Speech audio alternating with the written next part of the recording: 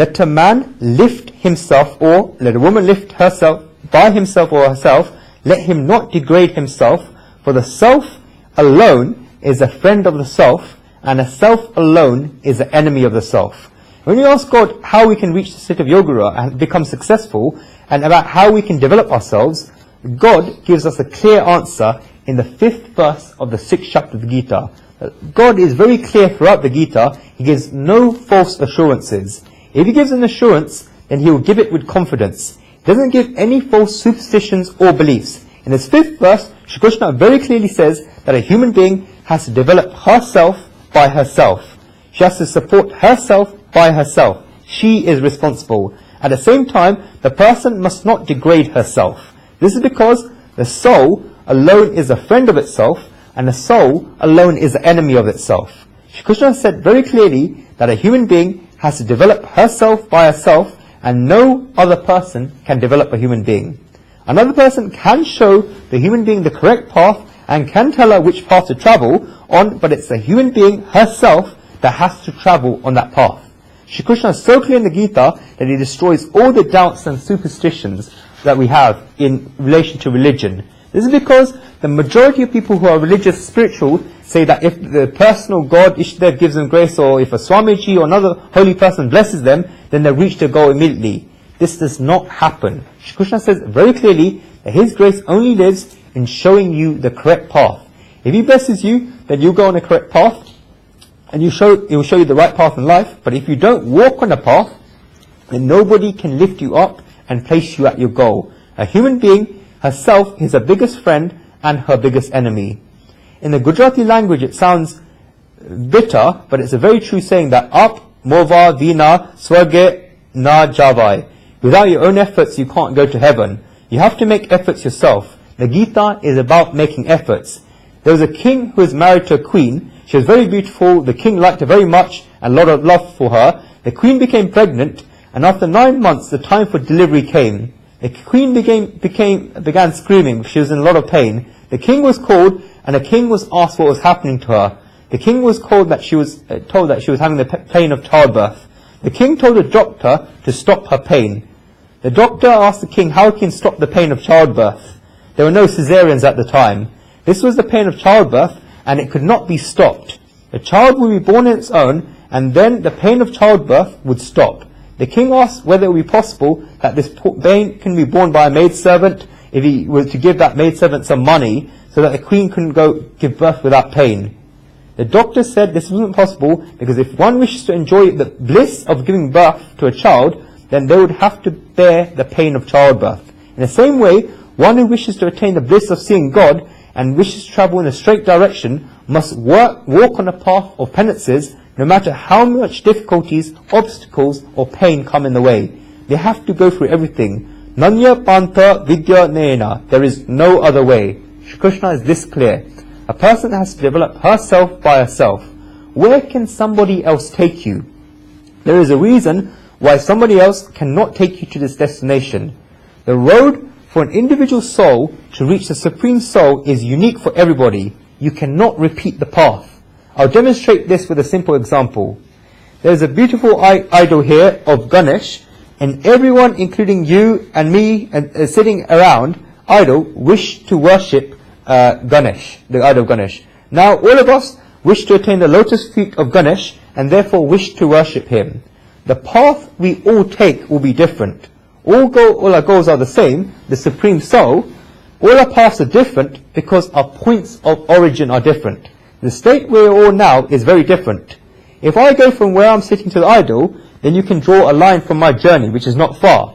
If I go from where I'm sitting to the idol, then you can draw a line from my journey. Another person, Vina, will start from a different point and go on a different journey. Mohan will start from a different point, go on a different journey. Each and every one, Janvi will go from a different point. Ashish, all of you will go from a different point. Another person will start from a different point and a different journey. But every person is sitting, and hence where they start their journeys are different. That is why, no matter if everyone's goal is the same, their paths are going to be different. No two people have the same paths, let alone everyone else. The reason for this is that no two people have identical states. There cannot be one person who is in the same state as everybody else. And that is why everybody has different paths. No two paths can be the same. They will always be different. If you draw a point on a piece of paper, then there's many different points at different places at random. And if you join these points with the first point in the middle, then all these lines will be different. No two lines can be the same. The final destination, that is the point in the middle, is the same, but the points of origin are all different. That is why all the lines will be different. All the individual souls that the Supreme Soul has placed in the world are all unique. God has never repeated himself.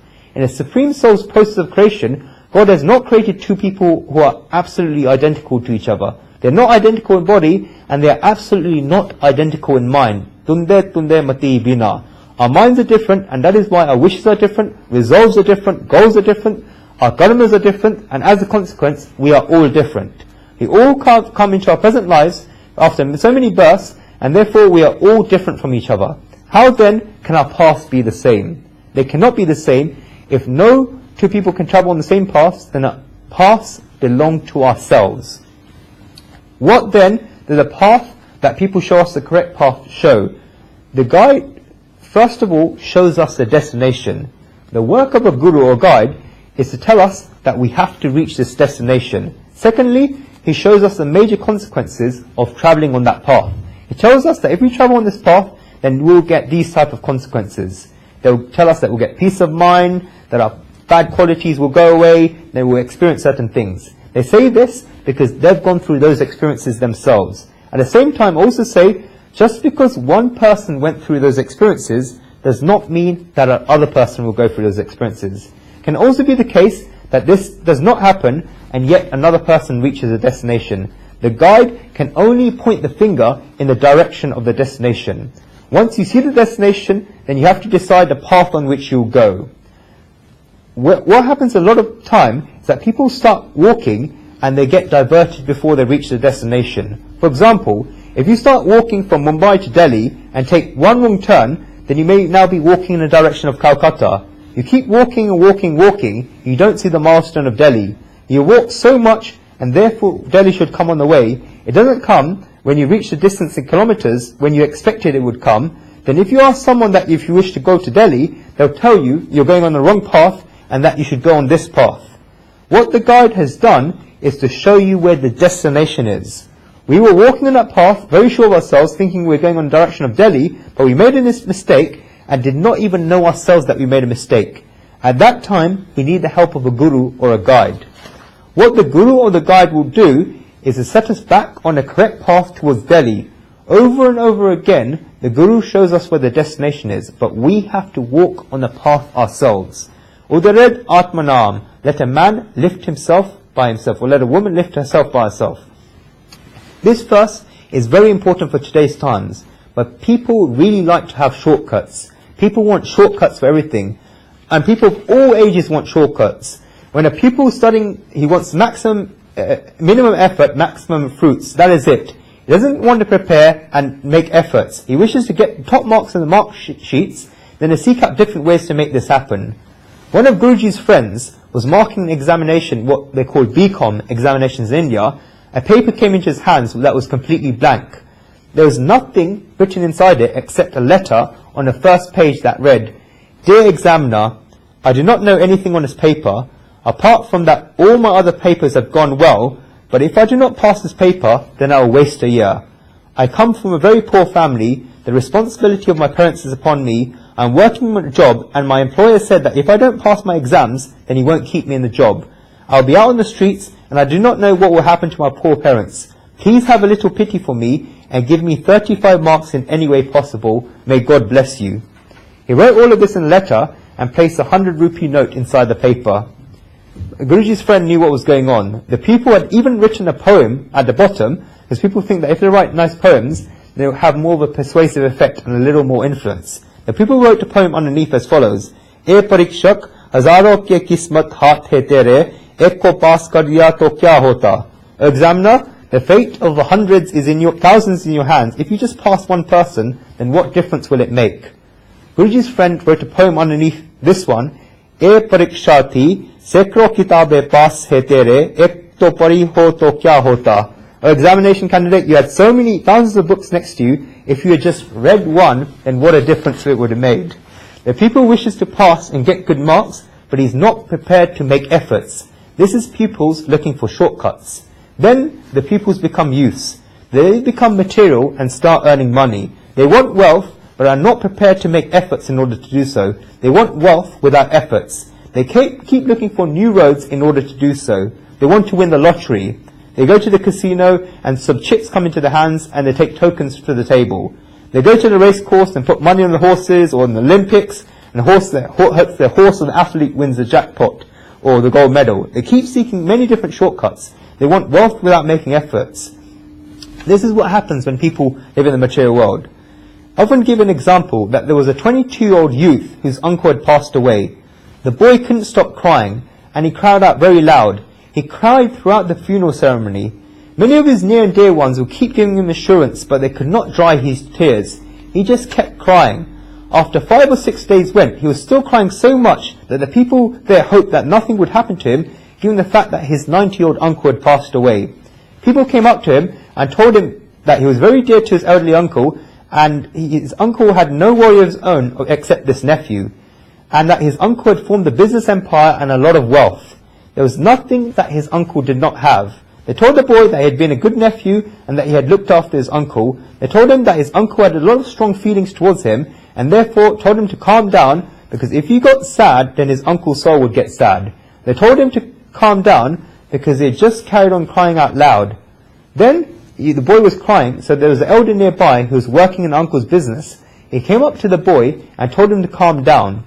The elder then whispered quietly in the boy's ear, "This uncle has left you £500,000, so calm down." The boy remained crying and said, "That is why I'm crying. If I had 3 other uncles like this, then my treasury box will be complete."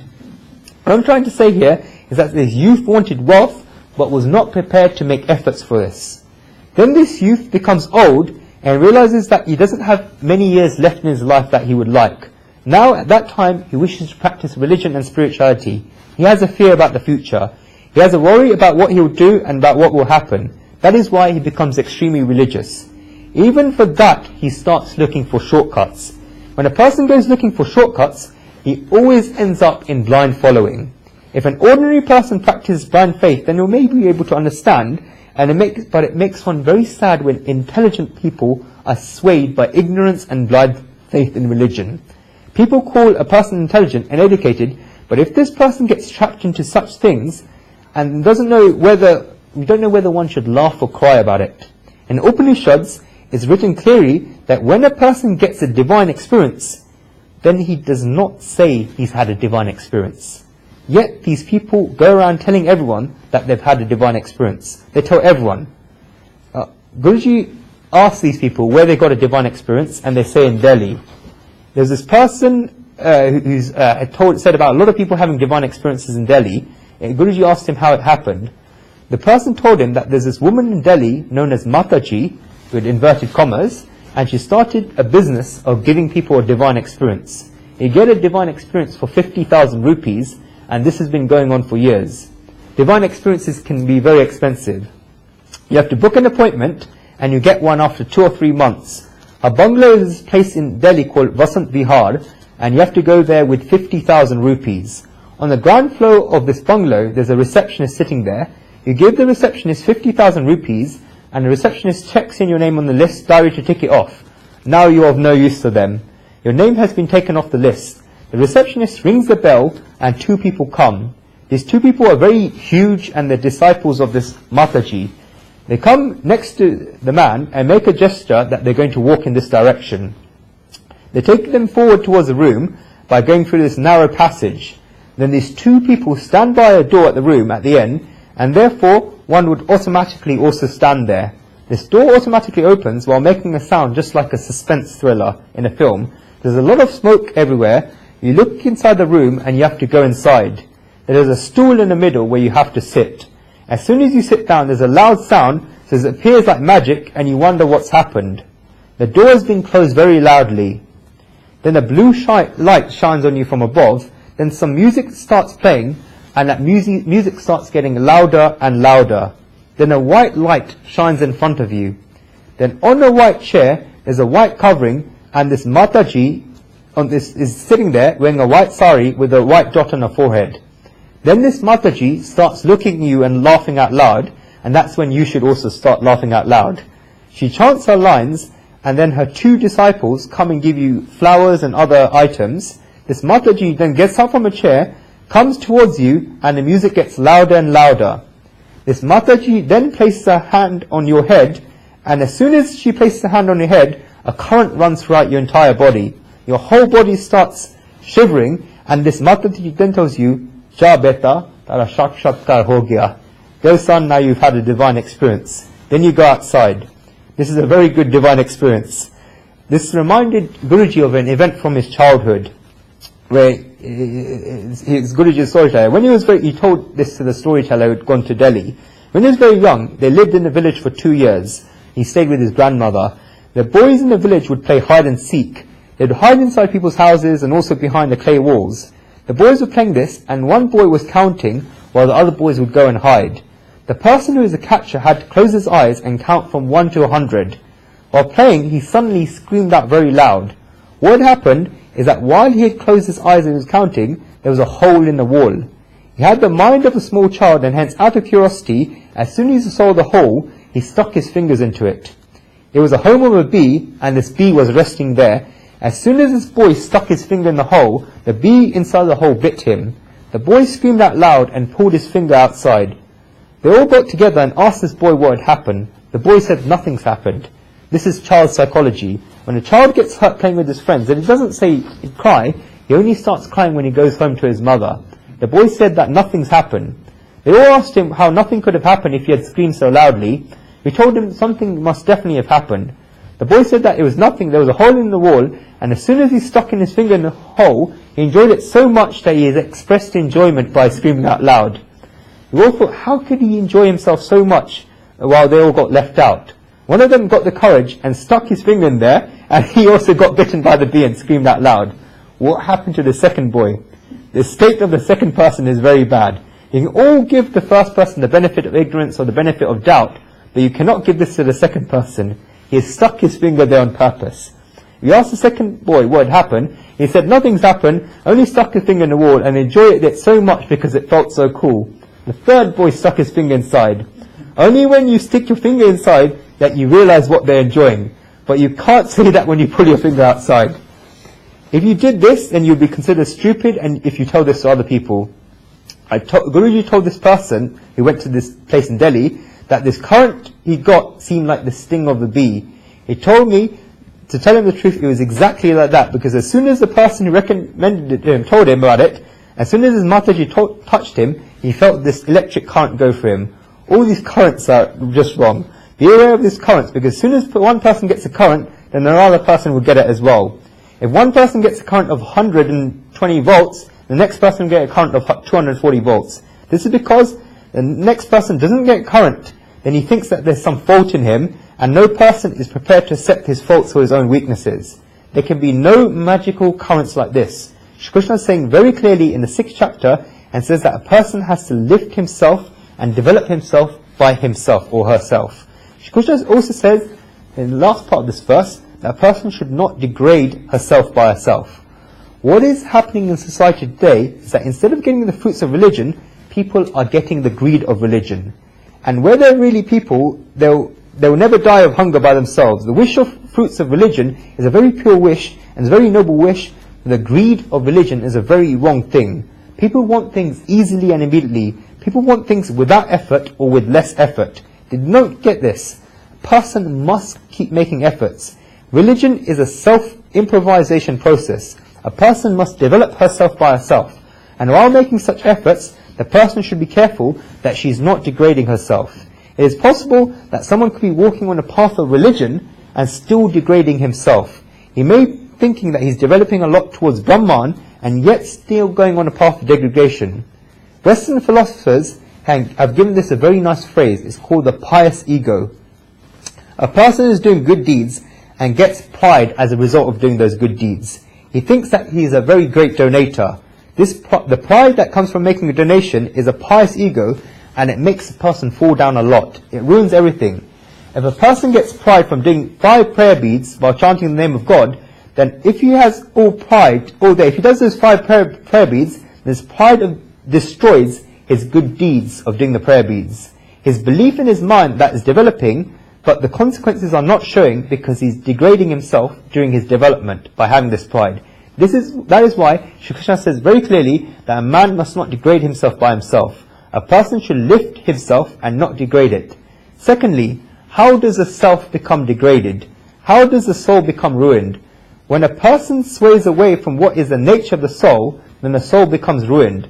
What is the nature of the soul? The soul is blissful and awake. Therefore, when someone goes out of being awake towards unconsciousness, then he ruins his soul. When a person goes towards darkness instead of light, then he ruins his soul. When a person turns away from the path of bliss, then he ruins his soul. The soul alone is a friend of the self. The soul becomes the guiding force of the self. We always take the advice of friends that we have in our lives. In a path of spirituality, a person asks his soul for advice, and a soul never gives the wrong advice.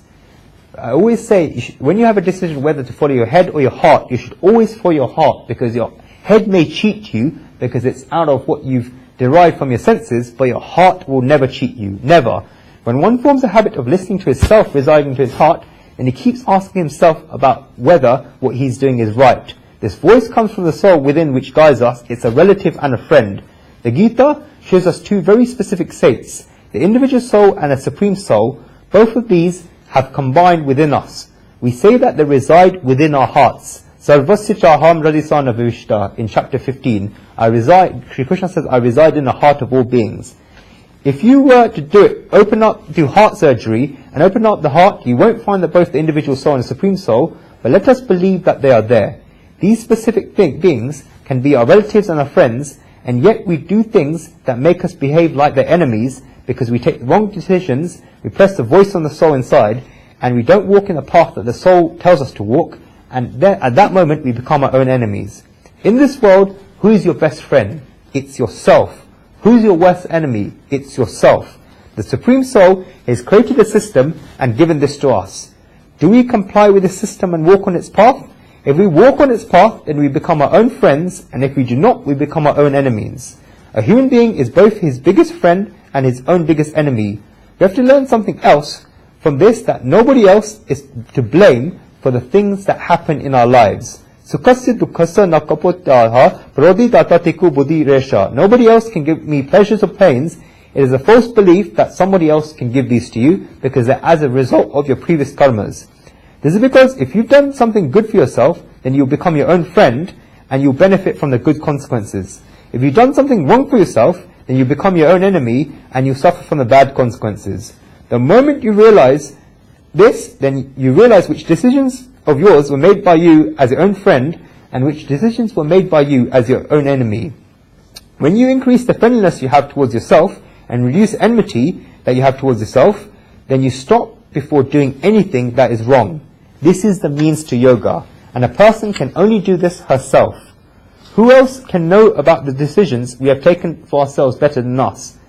In the same way, nobody else can know about the wrong decisions that we've taken for ourselves better than us. That is why Shri Krishna says that we have to develop ourselves by ourselves. Shri Krishna starts talking about the same thing again in the next verse, which we'll cover next week's class. Let's do